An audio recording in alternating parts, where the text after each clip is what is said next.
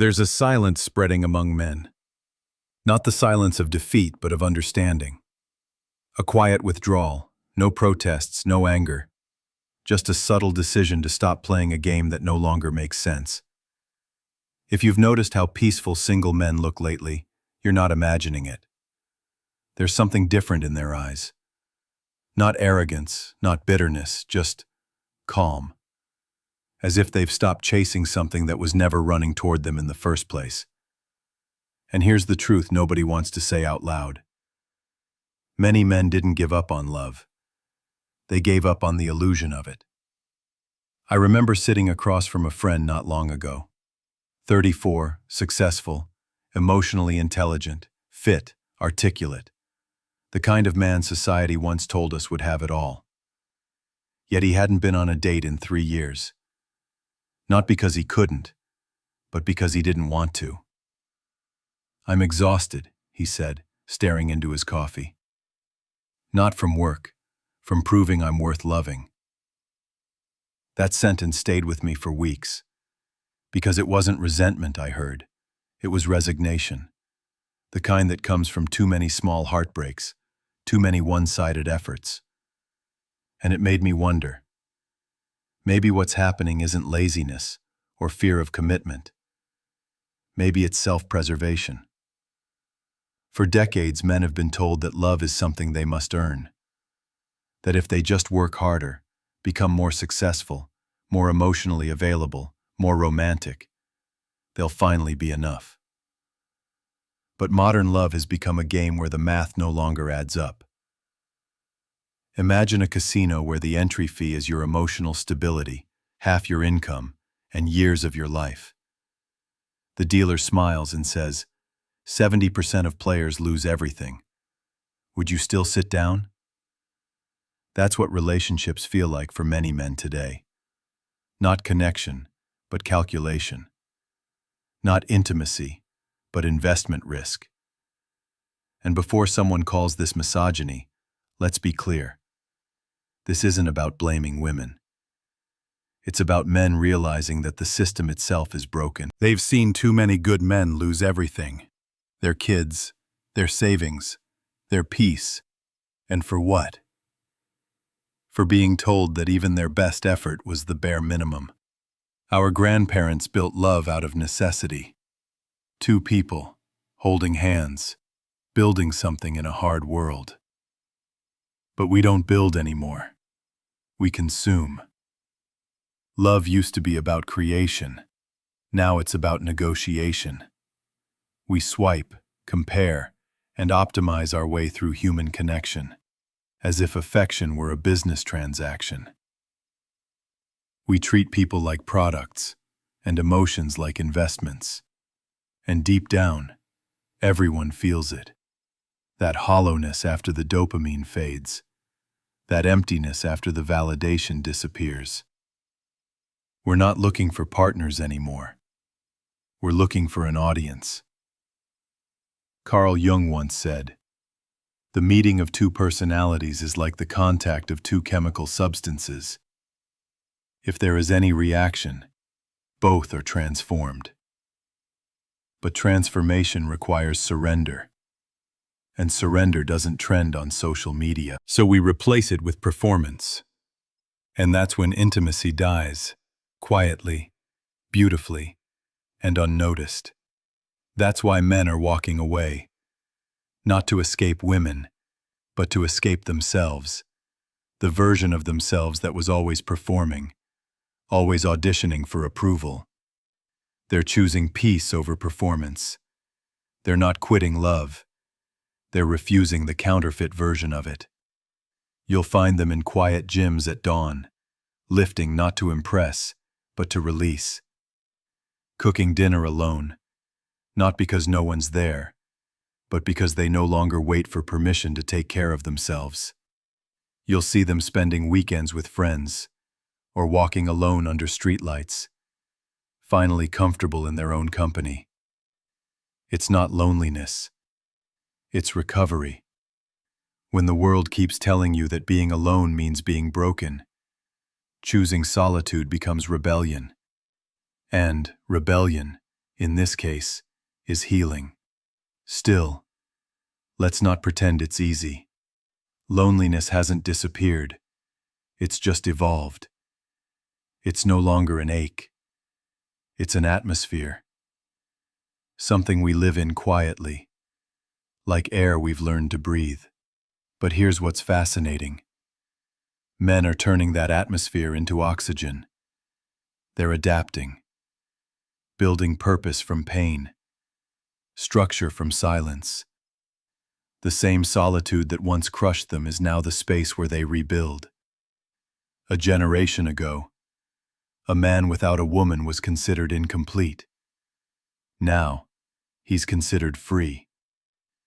Maybe that says less about men and more about the world we built. A world where love became so conditional that freedom started to feel safer than intimacy. A recent study by Pew found that 63% of men under 35 in the US are single, the highest number in recorded history. Pundits call it a crisis of masculinity. But maybe it's not a crisis. Maybe it's an awakening. Because once a man stops begging for validation, something profound happens. He remembers who he was before the noise. He learns that peace is not found in someone else's approval. It's built in silence, with his own two hands. And perhaps that's the quiet truth hidden beneath all the statistics, debates, and outrage. That, sometimes, walking away isn't about giving up. It's about finally coming home to yourself. The Great Withdrawal didn't happen overnight. It wasn't one heartbreak, one bad date, one argument too many. It was death by 1,000 swipes. The modern world gave us infinite choice, and somehow, it killed desire. You can see it everywhere. People aren't looking for connection anymore. They're curating experiences, optimizing preferences, editing themselves into versions they think others will want. We call it dating, but it's really digital window shopping. Millions of profiles, infinite faces, endless options. And yet, nobody feels chosen. I once asked a woman in her late 20s what she was looking for in a man. She laughed and said, "Someone I can't find on this app." That one sentence captured the paradox of modern love. We're drowning in abundance, but starving for authenticity. On paper, technology promised liberation. We could meet anyone, anywhere. Love was no longer limited by distance or chance. But what we got instead wasn't connection. It was overstimulation. Psychologists call it the illusion of abundance. When the brain perceives infinite options, it stops valuing any single one. Dopamine replaces devotion. Attention replaces affection.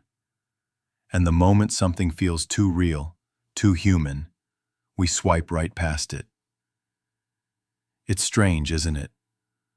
We have access to more people than any generation in history, and yet we've never felt lonelier.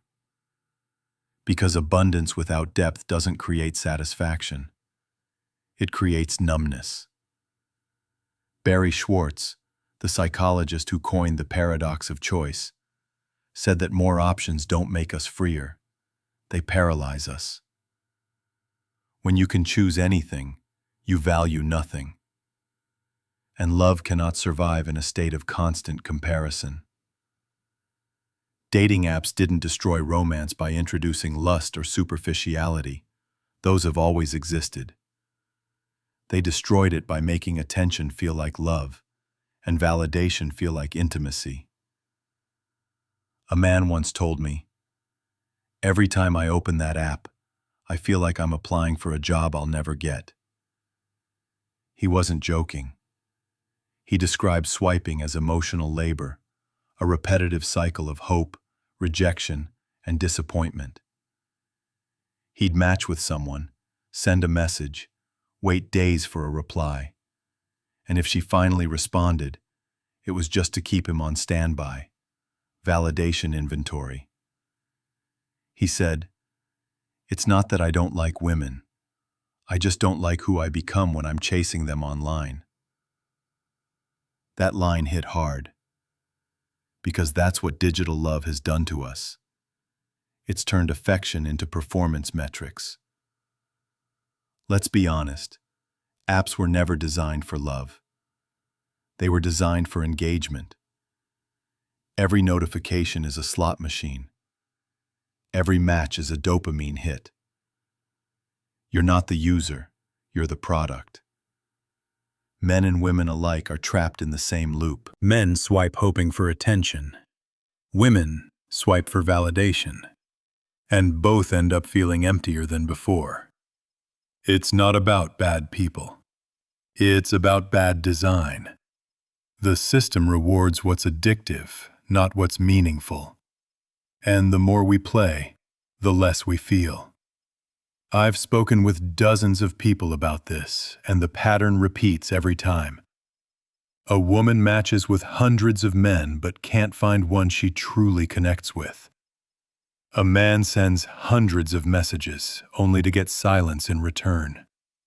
And both sides walk away convinced the other is broken. But maybe neither side is broken. Maybe it's the interface that's broken. A digital mirror that reflects not who we are, but what we crave. Likes instead of love. Attention instead of understanding.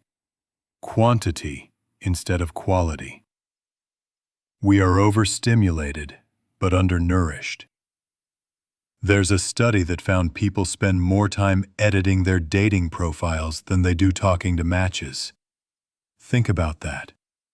We invest more in how we appear than in who we are. It's no longer about being known. It's about being chosen. And yet, even those who get chosen don't feel satisfied. Because deep down, they know it's not them being loved.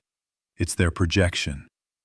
The philosopher Erich Fromm once said, "Modern man is alienated from himself because he has made himself a commodity." And nowhere is that truer than in digital dating. We sell ourselves like products, forgetting that the heart doesn't work like a marketplace. I once met a couple who met on an app, a rare success story, or so it seemed. When I asked how they made it work, the man said, "We deleted the app the day we matched." I asked why. He smiled and said, "Because once you believe there's always someone better out there, you'll never love the person in front of you." That stayed with me, because that's the essence of our problem. We don't fall out of love, we scroll out of it. Somewhere along the way, technology tricked us into thinking that choice equals freedom. But freedom without focus is chaos. And love, at its core, requires choosing one person, not because there are no better options, but because you stop looking. That's the part nobody teaches anymore. That devotion isn't a lack of choice. It's the courage to stop choosing. So maybe this is why so many men, and women too, are stepping back. Not because they fear intimacy, but because they've tasted too much artificial connection and found it hollow. Maybe the modern epidemic of loneliness isn't about the absence of love. It's about the overdose of options. And when you have too many doors open, sometimes peace means closing most of them and locking one from the inside. Somewhere along the way, love stopped being a language and started being a contract. Once upon a time, love meant building. Two people who didn't have much, choosing each other anyway, pooling their fears and their dreams to create something bigger than themselves.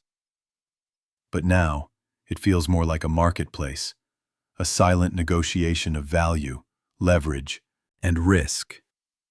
The question isn't, "Do you love me?" anymore. It's, "What do you bring to the table?" I met a man in his early 40s once, an architect, divorced, decent, the kind of person who still believes in connection. He told me, relationships today feel like business mergers. You invest, you manage, and if it fails, you lose half your assets. He laughed when he said it, but his eyes didn't.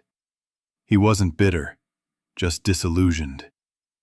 He'd done everything right, provided stability, showed affection, stayed loyal.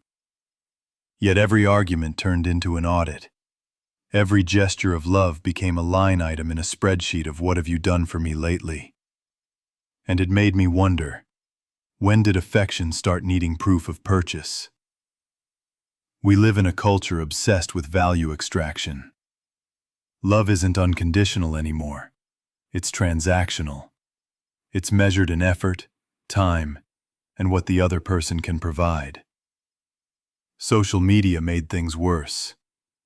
Now, every relationship has an invisible audience. Couples aren't living together, they're performing together.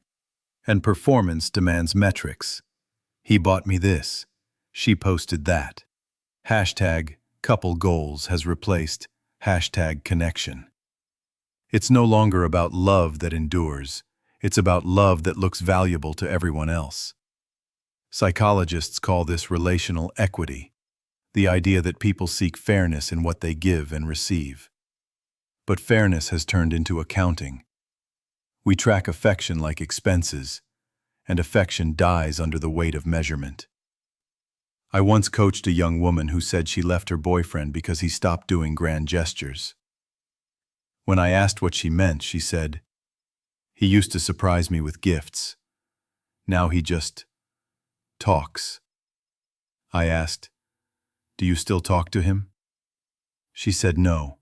He was too emotional. It felt like work. And that's when it clicked. We've confused consistency with boredom and novelty with love. In a way, modern love resembles modern economics. Infinite desire chasing finite satisfaction. Just like markets inflate bubbles, relationships now inflate expectations. Everyone wants high returns with minimal risk. But here's the paradox. The more you treat love like an investment, the less return it gives. Because love only multiplies when it's given freely, not when it's calculated. Erich Fromm wrote in The Art of Loving, "To love is an act of giving, not receiving. It is not a transaction, but a creation."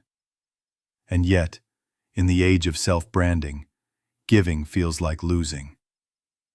We sell our availability as scarcity, our affection as currency, our companionship as luxury. We've turned tenderness into a commodity, rare, expensive, and short-lived. I once spoke with a woman who said, "I just want a man who can provide." When I asked what she meant, she said, "Provide stability, security, peace." Then I asked, "And what do you give in return?" She paused. "I am the peace," she said. A beautiful line, poetic even, until you realize it's not about partnership anymore. It's about exchange rates. We've all internalized the same economic logic. Get more, give less, protect your assets. We enter love like investors, suspicious, cautious, always ready to withdraw at the first sign of loss. But what if love isn't meant to be profitable? What if it's meant to be transformative? The tragedy of our generation isn't that we love less, it's that we calculate more. We've turned romance into a cost-benefit analysis. But the truth is, love doesn't work like the market. It's not about efficiency, it's about surrender. In economics, equilibrium happens when both sides get what they want. In love, equilibrium happens when both sides forget about winning. Yet everywhere you look, people are bargaining. If he does this, I'll stay. If she changes that, I'll try harder. We trade conditions like stocks and then wonder why the market crashes. Maybe that's why real connection feels extinct, because surrender doesn't sell, and selflessness doesn't trend. There's this quiet pain I see in both men and women now. The men feel like walking wallets. The women feel like unpaid therapists. Both are exhausted from performing roles instead of living relationships. And beneath all that exhaustion lies a shared truth. We've mistaken love for labor and partnership for productivity. But love isn't an economy. It's a garden. And you can't measure the value of a garden by how many flowers you pick. Its beauty comes from what you nurture, quietly, daily, without guarantee. So maybe it's time we remember. Love isn't a transaction. It's a transformation. It's not about balance sheets. It's about balance of hearts. It's not about ROI. It's about resonance. Because when love becomes too transactional, people stop investing, not just in others, but in the idea of love itself. And that's how loneliness becomes the safest investment of all. If love today feels like a battlefield, then maybe the saddest part is this. Both sides are bleeding, and neither knows why. We keep pointing fingers across the divide, men calling women entitled, women calling men weak, both convinced they're the ones being wronged. But the truth is simpler and sadder. No one's winning. I once sat with a couple in their 30s, both successful, attractive, articulate. They weren't fighting over infidelity or finances. They were fighting over fairness. He said, "You don't appreciate what I do." She said, "You don't make me feel loved." They weren't arguing about facts. They were arguing about perception. That's what modern love has become. A war of expectations where everyone feels underpaid. Men feel invisible unless they're exceptional. Women feel unloved unless they're adored. Both are exhausted from proving their worth to a world that stopped listening. And under that exhaustion lies a double standard so deeply ingrained, we mistake it for truth. A woman can say she won't date a short man, and she's knowing her worth. A man says he won't date an overweight woman, and he's a monster. A woman can want a partner who earns more. Ambition. A man who wants a woman who's nurturing. Sexist. She wants financial security. Valid. He wants loyalty. Controlling. Each side is told to desire without shame, but only if those desires benefit the other. That's not equality. That's manipulation, wrapped in moral language. I don't say this to accuse anyone, because these double standards didn't appear out of nowhere. They evolved out of fear. Women fear being powerless again. Men fear being disposable. And both fears are justified, because both have been real for centuries. But here's the tragedy. Instead of healing, we turned fear into identity. Instead of empathy, we built echo chambers. Feminism told women, never settle. Society told men, never fail. And now both are alone, wondering why love feels like punishment. A friend once told me, "I'm scared of women. Not physically, emotionally." He said, "If I show affection too soon, I'm desperate. If I hold back, I'm cold. If I lead, I'm controlling. If I follow, I'm weak. There's no right move anymore." Another woman I spoke to said, "I don't trust men." She'd been ghosted, gaslit, cheated on, and now every nice gesture looks suspicious. If he's too kind, she said, I wonder what he wants. Do you see the symmetry? Both sides, terrified of being hurt, end up hurting each other first. That's not love. That's trauma recycling itself with better lighting. Carl Jung would call this projection, when we see in others the things we haven't healed within ourselves. The angry man who says women can't be trusted is often still mourning the first one who left. The woman who says men are trash is often still grieving the man who made her feel unseen. We think we're fighting each other, but really we're fighting the ghosts of people who stopped loving us right. Society makes it worse by rewarding the loudest voices, the ones who profit from division. Online, outrage sells better than understanding. Creators build empires on resentment. Every clip says, men don't protect anymore. Women don't care anymore. But behind the noise, millions of quiet, lonely people still want the same thing: to be understood, not analyzed. And yet we've forgotten how to see each other without agenda. Men hear women's pain and feel accused. Women hear men's pain and feel attacked. Nobody hears. They only react. Nietzsche once wrote, "Whoever fights monsters should see to it that he does not become one." That's where we are now. Men fighting toxic feminism become toxic in the process. Women fighting patriarchy begin to mirror its cruelty. We've built armies out of the wounded, and every battle leaves us lonelier than before. Let's be honest, there's hypocrisy on both sides. Men crave feminine softness, yet ridicule women who express vulnerability. Women demand emotional maturity, yet reject men who show emotions they can't control. We both keep asking for what we secretly punish the other for having. That's the core of the double standard. We want connection without surrender, intimacy without exposure, love without loss. But love is loss of ego, of pride, of control. You can't fall in love without falling. When I look around now, I see people terrified of being the one who loves first, as if vulnerability were a curse. We've turned not caring into a form of power. But power doesn't make love safer. It just makes it colder. There's a quote I love by Simone de Beauvoir. To love someone is to grant them the power to destroy you, and trust they won't. That's what we've forgotten. Love isn't equality through control. It's equality through surrender.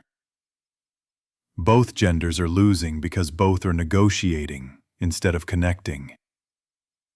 We're trying to win at love, not understand it. We're keeping score in a game where everyone's hearts are already bankrupt. And maybe the real strength now isn't dominance or defiance. It's empathy. The ability to say, I know you're hurting too, even if your pain looks different than mine. Because when we stop seeing each other as enemies, maybe we'll finally remember that love was never meant to be a competition. It was meant to be a collaboration. Something strange is happening to men. Something quiet, invisible, but powerful. After years of noise, they're learning to live in silence again.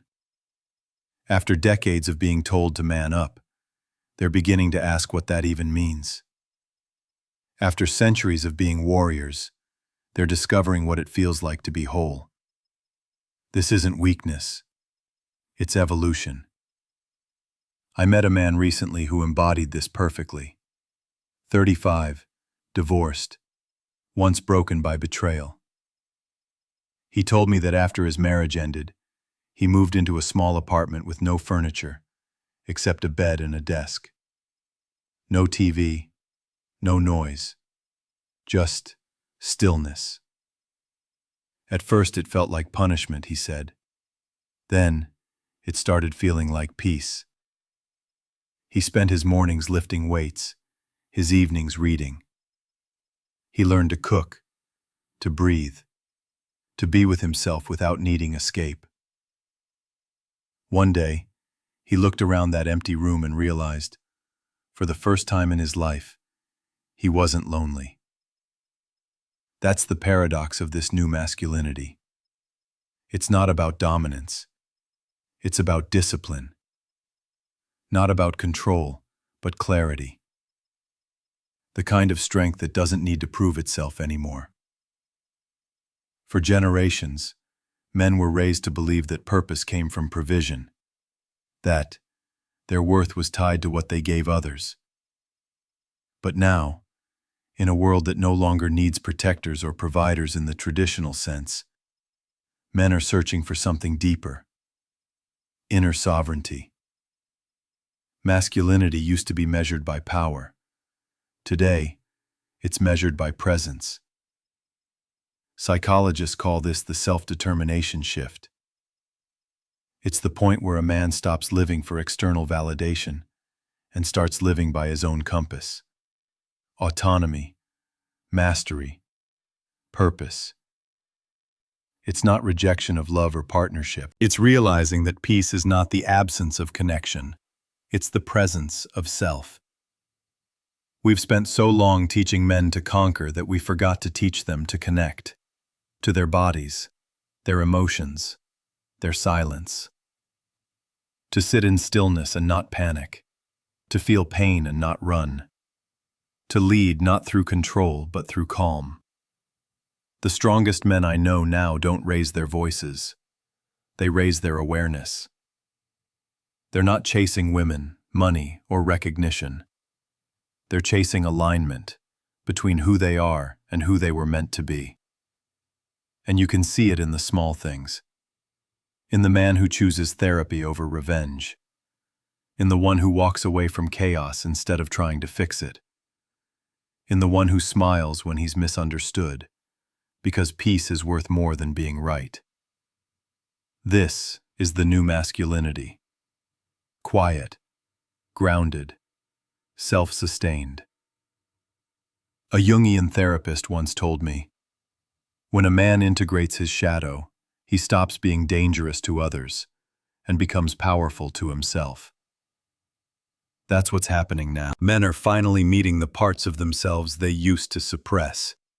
Fear, tenderness, vulnerability. They're realizing that those parts aren't weaknesses, they're wisdom. Carl Jung called this individuation, the process of becoming whole by reconciling what you've denied. When a man faces his shadow, he stops projecting it onto others. He no longer needs to dominate the world because he's already mastered his inner chaos. That's the kind of power no one can take away. But let's be clear, this transformation isn't glamorous. It's not a movie montage. It's messy. It's lonely. There are nights filled with silence so heavy it hums. Days where peace feels like isolation. But in that emptiness, something grows. Clarity. Men are discovering that they don't need to be the heroes in someone else's story. They can be the authors of their own. And that story doesn't have to end with a grand romance or validation from others. It can simply end with peace. A friend once told me, I stopped trying to be the perfect man. I just started trying to be an honest one. That hit me harder than any self-help quote ever could. Because honesty, with oneself, is the rarest courage there is. This generation of men isn't weak or lost. They're recalibrating. They're unlearning centuries of noise and relearning how to listen to themselves, to truth, to silence. Nietzsche once said, "He who has a why to live can bear almost any how." For men today, that why is changing. It's no longer about conquest or validation. It's about wholeness, building a life that doesn't require escape. When you strip away everything society told men to be, protectors, providers, performers, what's left is something profoundly human. A being capable of thought, creation, and empathy. The new masculinity doesn't roar, it breathes. It doesn't fight to be heard, it listens, deeply, intentionally. It doesn't chase validation. It creates value from within. These men don't hate women. They just refuse to lose themselves again in the process of being loved. They're not walking away from connection. They're walking toward inner peace. And in that walk, in that silence, maybe they're finally becoming what masculinity was always meant to be. Not a weapon, but a witness. Not a war cry, but a whisper that says, I'm here, whole and free. Maybe the tragedy of our time isn't that we stopped loving, it's that we forgot how to love. We know how to chase, how to desire, how to want, but we no longer know how to stay, how to see someone fully. Flaws, fears, silence, and not flinch. We forgot that love isn't supposed to be perfect. It's supposed to be present. We built a world that rewards self-expression, but punishes vulnerability. Where showing affection looks desperate, and detachment looks strong. Where love has become a performance, and authenticity a liability. And yet deep down, everyone still aches for the same thing. To be seen, not scanned. To be chosen, not compared. To be held, not handled. The irony of modern intimacy is that we've never had more ways to connect, and never felt more disconnected. In my consultations, I often ask people what love means to them. They talk about loyalty, passion, safety, excitement. But rarely does anyone say understanding. Because understanding doesn't sound romantic, but it's the foundation of everything else. Love is not the absence of conflict, it's the presence of curiosity. It's saying, I want to know you even when you're difficult to love. We've mistaken harmony for health. But the truth is, healthy relationships don't avoid tension. They transform it. Erich Fromm wrote, Love is not a feeling, it is a discipline. It's the act of choosing care even when the feeling fades. It's maintenance, not magic. And in a world addicted to novelty, maintenance feels boring until you realize it's the only thing that lasts. We live in an age where people treat relationships like apps. Download, explore, delete, repeat. When something breaks, we replace instead of repair. But souls aren't smartphones. They need patience, not upgrades. Real love isn't exciting all the time, it's anchoring. It's what happens when two people decide that staying is more powerful than leaving. It's learning that peace isn't found in the absence of friction, but in the presence of grace. A man once told me, I don't need a perfect woman. I need someone who won't weaponize my flaws. That's what love has become, the search for safety. And it's heartbreaking that so few of us feel safe enough to love fully anymore. Because true intimacy isn't found in grand gestures. It's found in the small moments that no one else sees. The way you listen, the way you forgive, the way you let someone be themselves without turning them into a project. That's love's quiet revolution, not louder, but deeper. Carl Jung said, the privilege of a lifetime is to become who you truly are. But maybe the privilege of love is to see someone else become who they are, and stay beside them through that becoming. Love is not ownership. It's witnessing. It's watching another person evolve and choosing to evolve with them, instead of resenting the change. That's what we've forgotten. That love isn't about finding someone who completes you. It's about finding someone who reflects you. The parts you hide, the light you deny, the potential you fear. Real love doesn't rescue, it reveals. I remember a story from years ago. A couple in their 70s, sitting on a park bench, holding hands in silence. Someone asked them, "What's the secret?" The old man smiled and said, "We were born in a time when if something broke, we fixed it, not threw it away." That line haunts me, because maybe the modern heart forgot the art of repair.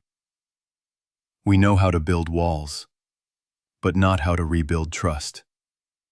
Love, in its purest form, isn't about avoiding pain. It's about giving pain a purpose. It's saying, "I'll hurt with you, not because of you." It's realizing that connection will always cost us something. Time, ego, comfort. But it's the only investment that multiplies when shared. And maybe that's what men and women are slowly remembering after all this chaos. That behind all the noise, the theories, the algorithms, we're still human. We still crave touch, presence, understanding. The human condition hasn't changed. Only our distractions have. There's a quiet moment every person reaches when the noise finally fades, when the validation no longer thrills, when solitude starts to feel heavy again, not peaceful. And that's when something shifts. The longing returns, not for romance, but for realness, for the feeling of being met halfway, not chased, not idolized, not feared, just met. That's what we've forgotten about love. It was never supposed to be about winning. It was always about witnessing. Maybe the future of love isn't grand or glamorous. Maybe it's subtle, found in quiet conversations, in shared stillness, in staying when it's inconvenient. Maybe it's learning to say, "I see you, and I choose you," again and again, even when it's hard. Because love was never the opposite of loneliness. It was the language that made loneliness sacred. So, if we are to rebuild connection, it begins not with dating apps or perfect timing, but with humility, with the courage to listen, to love, not as consumers, but as creators. And maybe then, in that rediscovery, we'll finally learn the most ancient truth of all, that love isn't what saves us. It's what makes being human worth saving.